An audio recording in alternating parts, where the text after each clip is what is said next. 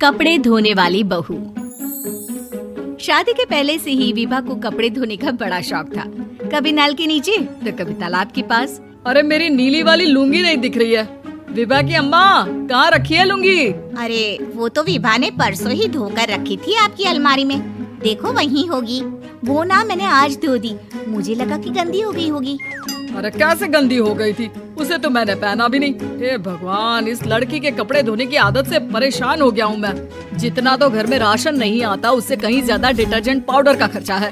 इसकी शादी करवा दो, शादी। जाए अपने घर में ही करे काम, फिर चाहे घर के कपड़े धोने हो या पूरे गांव के। हाँ ठीक बोल रही हो, देखता हूँ मैं कोई लड़का। वो दिन भी आ जाता है जब विभा को देखने लड़के वाले आ जाते हैं। लड़की मुझे अच्छी लगी। होने वाली सास कहती है, बेटी अगर कुछ पूछना है तो पूछ लो।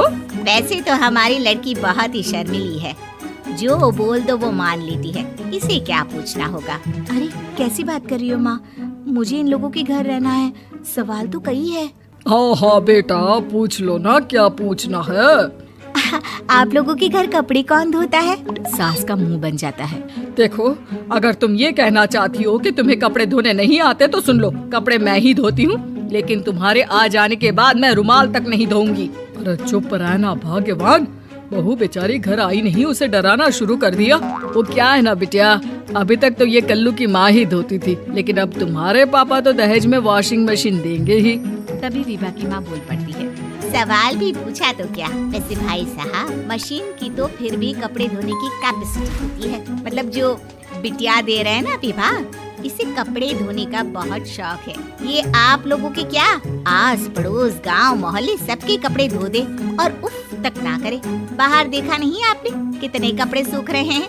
सब हमारी बिटिया ने ही तो धोए हैं। बस भी करो ना माँ, शर्म आ रही इतनी तारीफ सुनकर। और तो और एक दाग निकाल कर दिखाओ तो मान जाऊँ। हाँ अच्छा अच्छा, माफ करना बेटा, मैंने गलत समझा।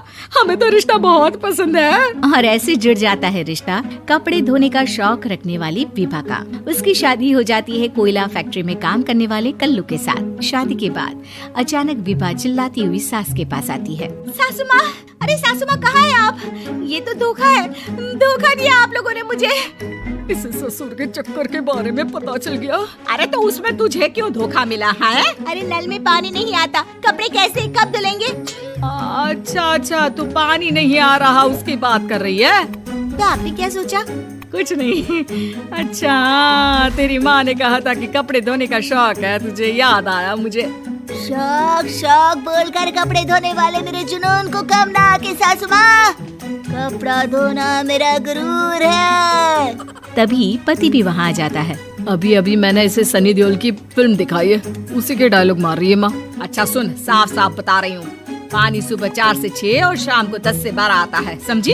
विभा टाइमिंग सुनकर हैरान हो जाती है। ये क्या भूतों का मोहल्ला है? सुबह 4 बजे उठकर कौन कपड़े धोता है? 4 बजे टंकी में पानी जाता है, फिर सारा दिन धोना ना, किसने मना किया? अरे कैसी बात कर रही हैं? 200 लीटर की टंकी में कितने कपड़े धो लूंगी मैं? सुबह ही उठ जाऊंगी मैं। अब क्या था, विभा सुबह 4 से लेकर रात के 12 बजे तक कपड़े ही धोती रहती।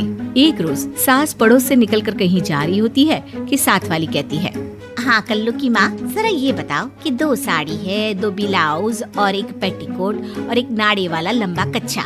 हाँ तो? अरे तो क्या, कितना लोगी धुलाई ये बताओ। धोबन दिख रहे हैं हम क्या? हमारे पति सरकारी नौकरी से अभी अभी रिटायर हुए हैं और बेटा सुपरवाइजर है कोयला फैक्ट्री में। धोबन समझ रखा है हमें। हाय रे कल्लू की अम्मा, माफ कर दो, वो तो मोहल्ले में यही सब बता रहे थे कि तुमने बहू को कपड़ा धुलवाने के काम में लगा दिया है। सास को पड़ोसन की बात सुनकर गुस्सा आ जाता है। वो घर पहुंचती है जहां घर के बाहर ही इतने सारे कपड़े सूख रहे होते हैं जितने कि किसी धोबन के घर पर। अरे ओ कल्लू की दुल्हन, बाहर निकल। माँ जी यहीं आ जाओ, बाथरूम में चादर धो रहे हैं हम। अरे अभी हम धोते हैं, तुमको बाहर निकलो। ये आस पड़ोस वाले बोल रहे हैं कि हम बहू से कपड़े धुलवा धुलवा कर उसे कपड़ा धोने वाली बना दिए हैं। अरे छोड़ो ना माँ जी, किन लोगों की बातों में आती हो? आस पास के लोगों का तो काम ही होता है कि वो किसी तरह सास बहू को लड़ा दे। बहू सारे घर के कपड़े धोती है, ये क्या कम है? बोलिए। सास को भी लग जाता है कि वो बहू का ये सनकीपन नहीं छुड़वा सकती, इससे अच्छा है कि खुद ही चुप हो जाए। एक रोज सास और बहू मंदिर जाते हैं, जहाँ सास की साड़ी वहाँ खड़ी भीख मांगने वाली से मिलती है। माँ जी क्या बात है, आपकी साड़ी उस भिखारन से कितनी मिल रही है ना? हाँ हाँ देखो तो, दोनों की साड़ी मिल रही है। क्या बात है कल्लू की अम्मा, तुम खुद को तो अफसर की बीवी बताती हो और ऐसी सिंपल सी प्लेन साड़ी पहनकर घूमती हो। सिंपल और प्लेन नहीं है ये साड़ी। तो क्या सोने के धागे से फूल बने हैं? कुछ भी सासू माँ, कुछ भी। हाँ बने थे इस साड़ी में सोने के धागे से फूल। मेरे पति लेकर आए थे मद्रास से स्पेशली मेरे लिए 10,000 की। ताहे भाई साहब इस भिखारन के लिए भी सेम टू सेम साड़ी लेकर आए होंगे 10,000 की। सास उस वक्त तो कुछ नहीं कहती, लेकिन बहू के साथ घर आती है और अलमारी से एल्बम निकाल कर लाती है। ये साड़ी देख रही है, ये वही साड़ी है जिसे मैंने अभी पहना था। इस साड़ी में ये जो चमकदार फूल दिख रहे हैं ना, ये सोने के धागों से काढ़े गए हैं। लेकिन तू लोकल वॉशिंग मशीन ब्रश से घिस घिस कर सारे फूलों को निकाल कर साड़ी प्लेन कर दी। मुझे माफ कर दीजिए सासू माँ। और तो और, जब मैंने तुझे तेरी गलती के लिए कुछ नहीं कहा, लेकिन तूने तो सबके सामने मेरा मजाक ही बना दिया। क्यों? बहू को समझ में आ जाता है कि अब से उसका कपड़े धोना बंद।